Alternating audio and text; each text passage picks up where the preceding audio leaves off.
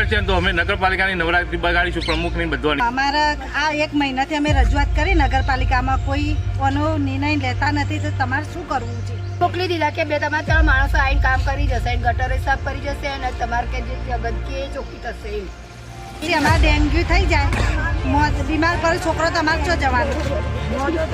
તો આના માટે શું કરવું? અમારી અમે નગરપાલિકા કહેવા માંગીએ તો તાત્કાલિક નિકાલ કરે, તો અમે અહીંથી આ કાદવ ભરી નગરપાલિકાની ઓફિસમાં ઠલવીશું.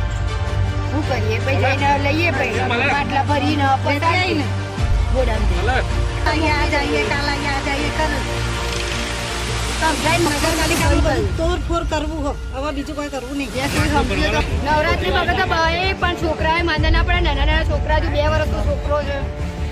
અને કોઈ કોર્પોરેટર જોવા આવતા નથી. આગળ ભાજપના કોંગ્રેસના કોઈ જોવા આવતું નહીં. વિસનગર શહેરના ફતેહ દરવાજા વિસ્તારમાં આવેલ બહુચરનગર સોસાયટીમાં છેલ્લા ઘણા દિવસોથી ઉભરાતી ગટરથી સ્થાનિકો ત્રાહિમામ પોકારી ઉઠ્યા છે. ચોમાસાની સિઝન શરૂઆત થતાં જ ગટર ઉભરાવાની સમસ્યા સર્જાઈ હતી. વારંવાર રજૂઆતો કરવા છતાં પણ પાલિકા તંત્ર દ્વારા કોઈ નિરાકરણ કરવામાં આવતું નથી, જેથી ઉભરાતી ગટરના ગંદા પાણીને કારણે રોગચાળો ફાટી નીકળવાની દહેશત ફેલાઈ છે. ફતેહ દરવાજા વિસ્તારમાં આવેલ બહુચરનગર સોસાયટીના રહીશો ઘણા સમયથી ઉભરાતી ગટરને લઈ ત્રાહિમામ પોકારી ઉઠ્યા છે. ગટરના ગંદા પાણીને કારણે ભારે રોગચાળો ફાટી નીકળવાની દહેશત ફેલાઈ છે. સ્થાનિક લોકો દ્વારા આ સમસ્યા અંગે પાલિકામાં વારંવાર રજૂઆત કરવામાં આવી છે, પરંતુ તંત્ર આંખ આડા કાન કરી રહ્યું હોય તેવું જોવા મળી રહ્યું છે. ગટરના ગંદા પાણીને કારણે નાના બાળકોને પણ બહાર કાઢી ન શકાય તેવી પરિસ્થિતિ સર્જાઈ હોવાનું જણાવી રહ્યા છે, જેને લઈ રોગચાળો ફાટી નીકળવાની પણ દહેશત ફેલાઈ છે.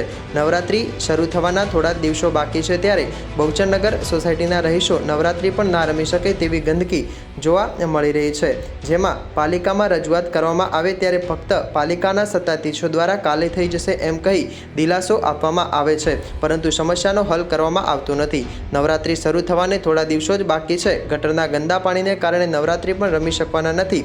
જો પાલિકા દ્વારા સમસ્યાનું નિરાકરણ કરવામાં આવશે નહીં અને અમારી નવરાત્રી બગડશે તો અમે પણ પાલિકાની નવરાત્રી બગાડીશું તેવી સોસાયટીના રહીશો દ્વારા ચીમકી આપવામાં આવી હતી.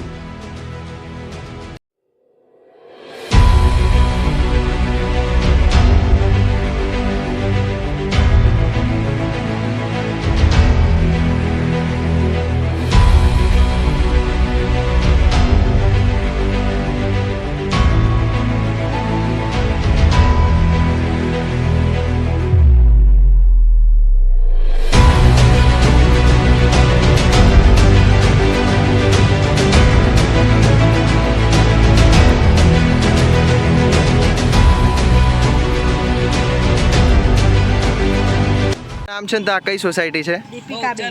બહુચરનગર સોસાયટી. શું સમસ્યા છે તમારી? હા, અમારા આ 1 મહિનાથી અમે રજૂઆત કરી નગરપાલિકામાં, કોઈ કોનો નિર્ણય લેતા નથી. તો તમારે શું કરવું છે? એટલે શું સમસ્યા છે અહીંયા સોસાયટીમાં? આ પાણી ભરાઈ રહેશે, ગંદકી થાય, ગંધ મારે. આ ગટર 1 મહિનાથી ઉભરાય, તો પછી અમારે ડેન્ગ્યુ થઈ જાય, બીમાર પડે છોકરો, તમારે શું જવાનું? કોઈ નગરપાલિકામાં રજૂઆત કરી છે તમે? હા, 2 વાર જઈ આવ્યા નગરપાલિકામાં રજૂઆત તો કરી. કેમ કંઈ સાંભળતા નહીં કે કંઈ તો કારણ? એ તો કે અમે આવીશું, કાલ અહીંયા જઈએ, કાલ અહીંયા જઈએ કરે. સમજાઈને મોકલી દીધા કે બે તમારે 3 માણસો આવીને કામ કરી જશે, ગટર સાફ કરી જશે અને તમારે કે જે ગંદકી એ ચોખ્ખી થશે. એમ પણ કોઈ આવતું જ નથી, જોવાય નહીં તો કે વાળવાવાળા નથી કે શું કરશો તો આ તમારી સમસ્યાનું નિરાકરણ નહીં થાય તેમ? શું કરીએ? પછી જઈને લઈએ, પછી માટલા ભરીને પતાવીને બોડામ જઈએ. હવે નવરાત્રી આવી છે, ચોકમાં ગંદકી છે, કોઈ નિર્ણય નથી. પછી અમારે રમવાનું કેવી રીતે પડી રહી નવરાત્રી? પછી અમારે તો નગરપાલિકામાં બધું તોડફોડ કરવું હો, હવે બીજું કોઈ કરવું નહીં. માટલા ભરીને ત્યાં જાય, ગંદકી ભરીને ત્યાં નગરપાલિકાની ઓફિસમાં નોકીએ. નવરાત્રી આવી છે તો શું તમારી નવરાત્રી બગડશે આ સાફ નહીં થાય તો? ગંદકીમાં ગંદ મારે તો 2 મહિના પહેલા તો એમને કહ્યું અમે આવીને તો કે આવી જશે. નવરાત્રી તો બગડે જ ને. નવરાત્રી વખત પણ છોકરાએ માંદા ના પડે. નાના નાના છોકરા, 2 વર્ષનો છોકરો છે, 15 મહિનાનો છોકરો. હમણાં જે ભાઈ માંદા એમના ઘરના તો પડ્યા, દાખલ કર્યા હતા. ઓકે નામ છે કાકા તમારું કઈ મારું નામ અલ્કેશભાઈ, બહુચરનગર સોસાયટી ફતેહ દરવાજા.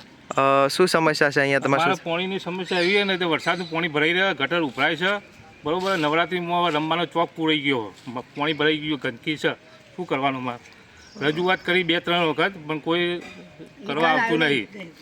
કેટલા સમયથી આ લગભગ ચોમાસું બેસ્યું તારનું આવું છે.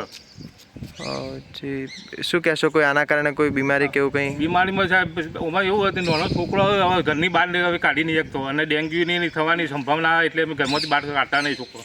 તો છોકરો રમું છો, તો આના માટે શું કરવું? અમારી અમે નગરપાલિકાને કહેવા માંગીએ તો તાત્કાલિક એનો નિકાલ કરે, તો અમે અહીંથી આ કાદવ ભરીને નગરપાલિકાની ઓફિસમાં ઠલવીશું, એવું કહેવું છે અમારું.